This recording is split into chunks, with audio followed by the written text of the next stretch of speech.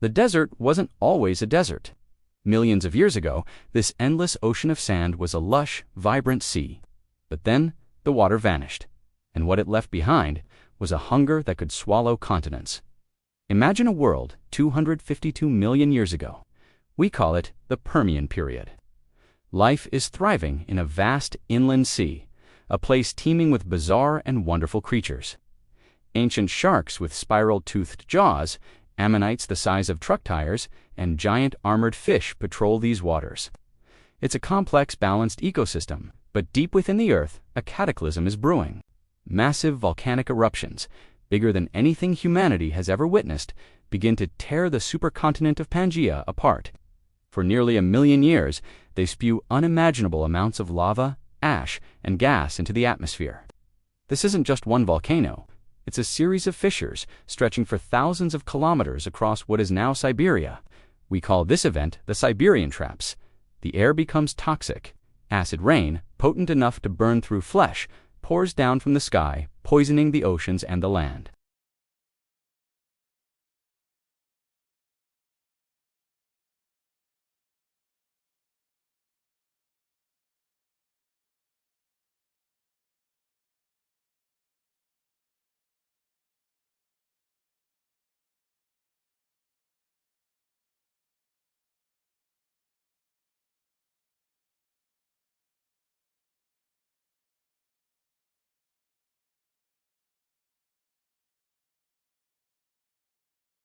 The vibrant sea begins to evaporate under the relentless, hellish sun. As the water level drops, meter by meter, the world changes. What was once a deep ocean becomes a shallow, salty bay.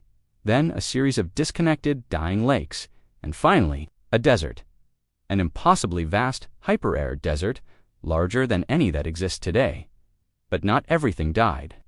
Some creatures survived, clinging to life in this new, brutal world. They were the pioneers of desolation, the ancestors of a new dynasty. They were reptiles, while amphibians, tied to the vanishing water, perished in droves. Reptiles, with their scaly, water-retaining skin and shelled eggs, had an edge. They were built for this apocalypse. And from the ashes of the great dying, a new kind of monster emerged. One of the first was a creature known as Lystrosaurus. It wasn't a fearsome predator. In fact, it looked rather adipig-sized herbivore with a beaked face and 2 prominent tusks. It wasn't fast, it wasn't particularly smart, and it wasn't a fighter.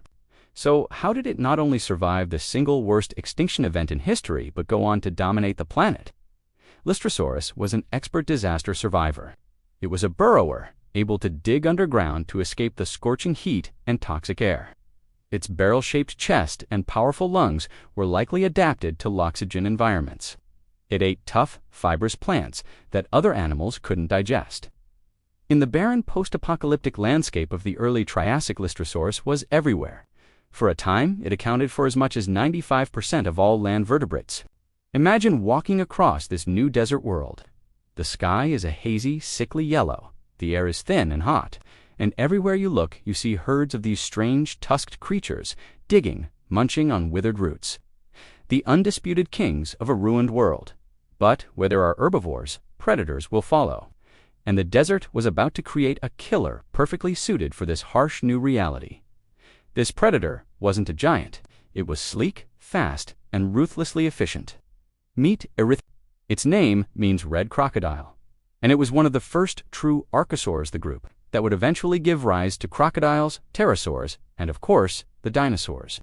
Erythrosauches was a 4-legged terror, growing up to 5 meters long.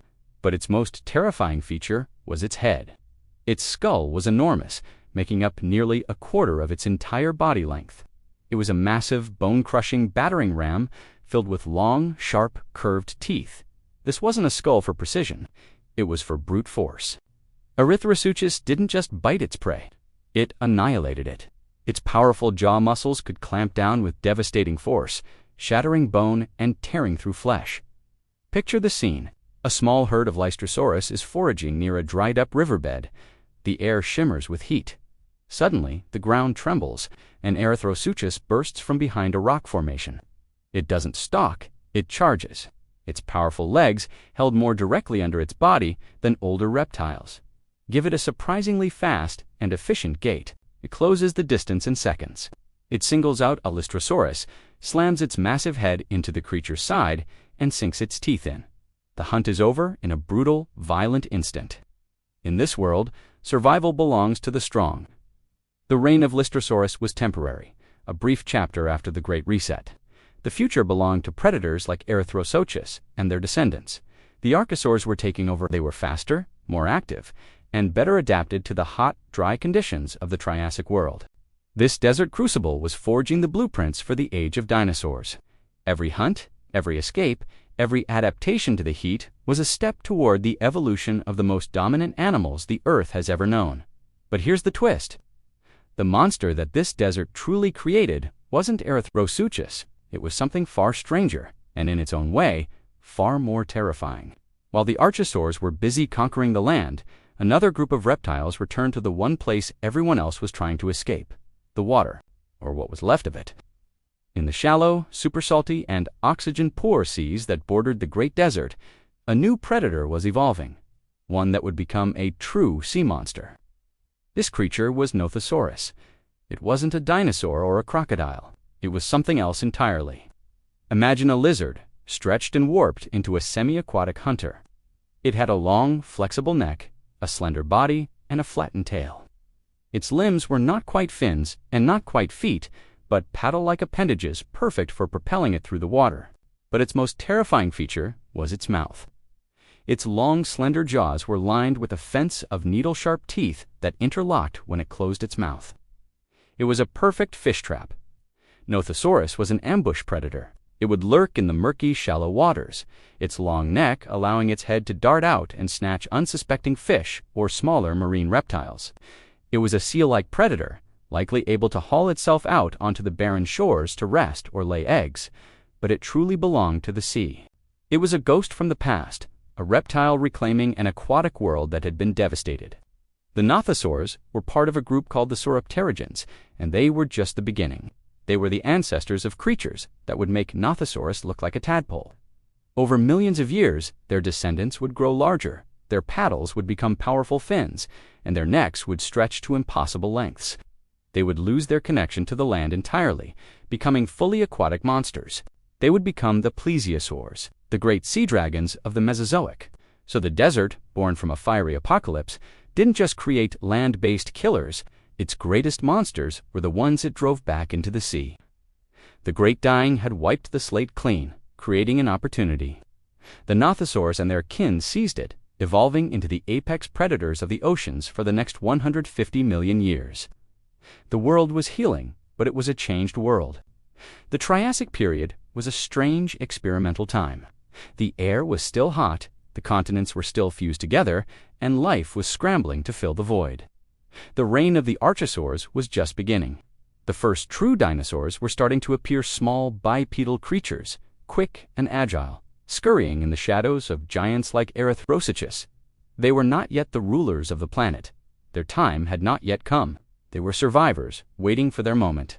The desert that created monsters had laid the foundation. It had cleared the board, tested the survivors, and selected the winners. It forged the archosaurs, the ancestors of dinosaurs and crocodiles.